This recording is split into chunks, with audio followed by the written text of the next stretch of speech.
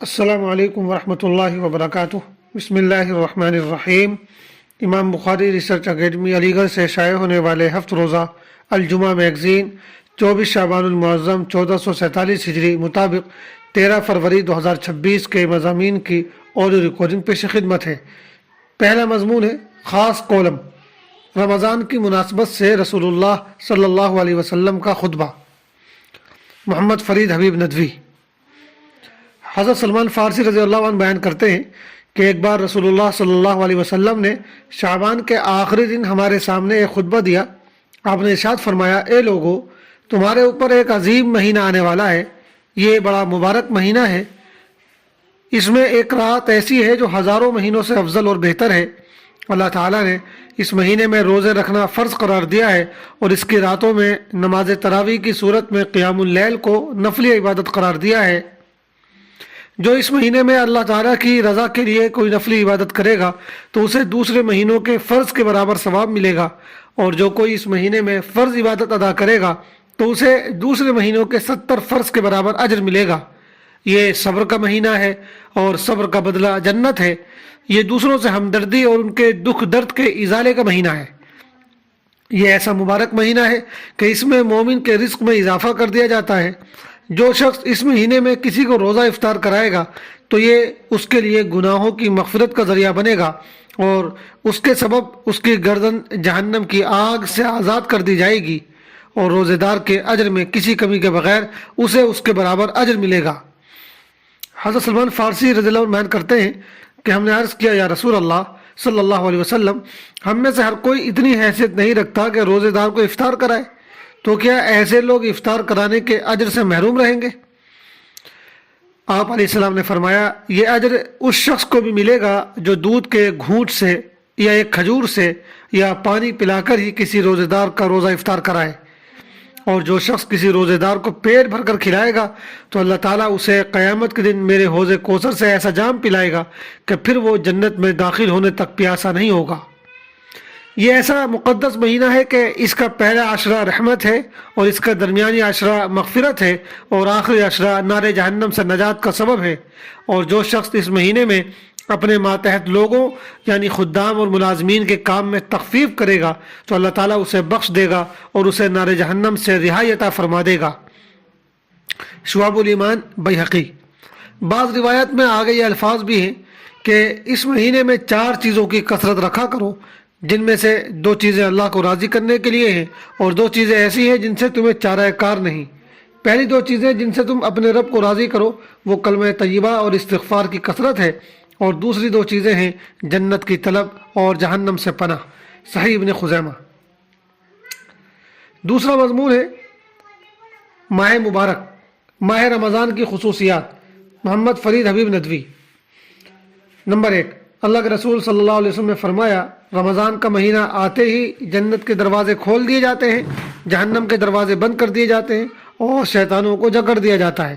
بخاری شریف حدیث number 1800۔ Number 2، آپ نے فرمایا، اس مہینے میں ایمان اور ثواب کی نیت سے عبادت کرنے کی وجہ سے پچھلے سارے گناہ بخش دیے جاتے ہیں۔ بخاری حدیث نمبر 2009۔ نمبر 3، اس مہینے میں شب قدر ہے جو 1000 مہینوں سے بہتر ہے۔ سورۃ القدر آیت نمبر 3۔ اس رات میں نیک عمل کرنا 1000 مہینوں سے بہتر ہے۔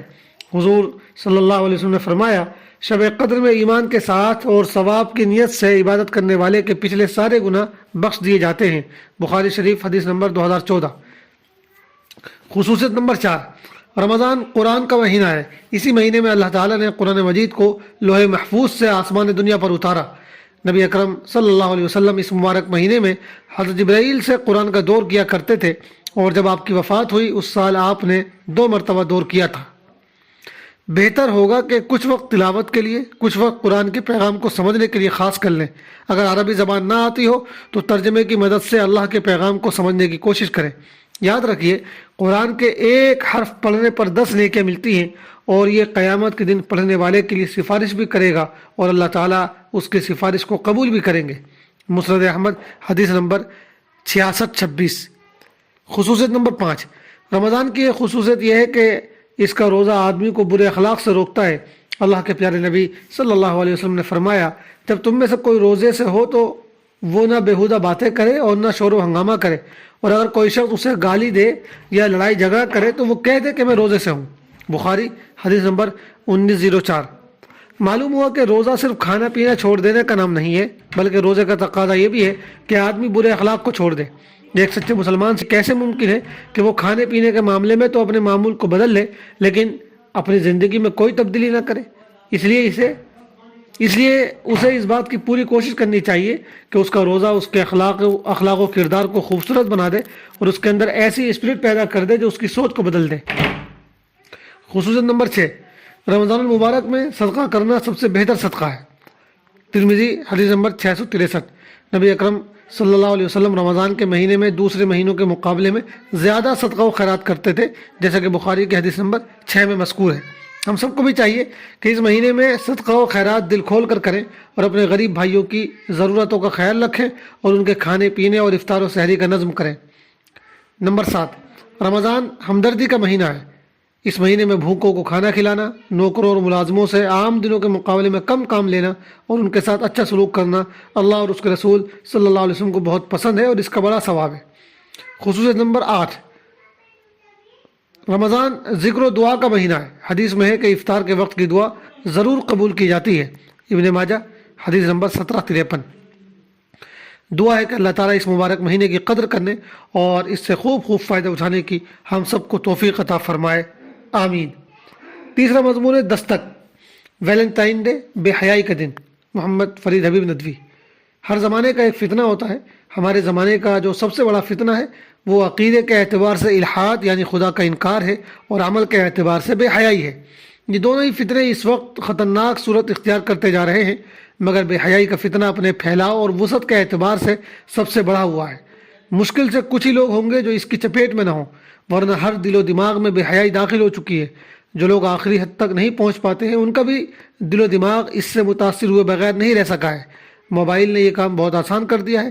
اب بے حیائی میں مبتلا ہونے کے لیے آدمی کو کہیں جانے کی ضرورت نہیں، بس اپنے موبائل کی اسکرین پر انگلی کی ایک حرکت ہی کافی ہے۔ اس وقت بے حیائی کو ہر طرح سے پروموٹ کیا جا رہا ہے۔ اسے پھیلانے کے لیے طرح طرح کی کوششیں کی جا رہی ہیں۔ سب سے افسوسناک صورتحال یہ ہے کہ پہلے جن کاموں کو ساری دنیا بے حیائی سمجھتی تھی اب انہیں نارملائز کیا جا رہا ہے، انہیں کلچر اور ترقی کے نام سے پیش کیا جا رہا ہے اور انہیں قانونی جواز فراہم کیا جا رہا ہے۔ اب سے کچھ زمانے قبل ہمارے یہاں بغیر نکاح کے کسی لڑکی کا کسی لڑکے سے کسی بھی طرح کا تعلق بے حیائی کا کام سمجھا جاتا تھا۔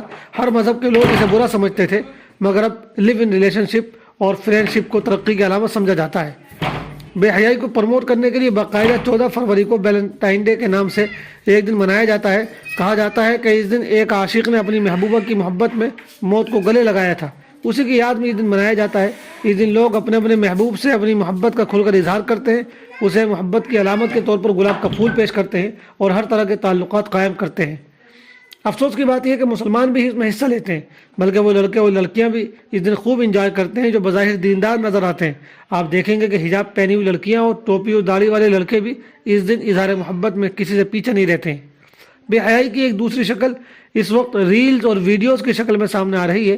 لوگ اپنی بیوی اور گھر کی خواتین کے ساتھ ویڈیو بناتے ہیں اور چند پیسے اور سستی شہرت کمانے کی خاطر اسے سوشل میڈیا پر ڈال دیتے ہیں تاکہ دوسرے لوگ انہیں دیکھیں اور آنکھوں کو سرور پہنچائیں۔ بہت سی باپردہ عورتیں بھی اس گھٹیا حرکت میں کسی سے پیچھے نہیں ہیں۔ اس بار پھر 14 فروری کو بے حیائی کے یہ سارے کام ہوں گے۔ ہم اگر کچھ نہیں کر سکتے تو یہ 3 کام تو ضرور کر سکتے ہیں۔ نمبر 1، اس طرح کی حرکتوں کو دل سے ناپسند کریں۔ نمبر 2، کسی بھی ویڈیو کو دیکھنے اور شیئر کرنے سے پرہیز کریں۔ نمبر 3، اپنے گھر کی بچیوں کو اس گندے کلچر سے بچانے کی کوشش کریں۔ آخری مضمون ہے مسائل، روزے کا فدیہ۔ اگر کوئی شخص کسی عذر کی وجہ سے رمضان کے روزے نہیں رکھ پا رہا ہے تو وہ فدیہ ادا کرے گا۔ ایک روزے کا فدیہ صدقہ فطر کے برابر ہے، یعنی 2.25 کلو گیہوں یا اس کی قیمت کسی غریب کو دے دے یا کسی مسکین کو 2 وقت کا کھانا کھلا دے۔ فدیہ صرف تب دیا جا سکتا ہے جب یہ یقین ہو کہ روزہ رکھنے کی نہ اب طاقت ہے اور نہ بعد میں طاقت واپس آنے کی امید ہے۔ اسی طرح اگر کسی انسان کے ذمے قضا روزے ہوں اور اس کی موت کا وقت قریب آ جائے تو اس پر واجب ہے کہ وہ اپنے ورثاء کو ان روزوں کا فدیہ ادا کرنے کی وصیت کرے۔ اگر وصیت نہیں کرتا تو اس کے روزوں کا فدیہ اس کے ورثاء خود سے بھی ادا کر سکتے ہیں، اور میت کی طرف سے روزوں کا فدیہ ادا کرنا میت کے حقوق میں سے ایک حق ہے۔ والسلام علیکم ورحمۃ اللہ وبرکاتہ۔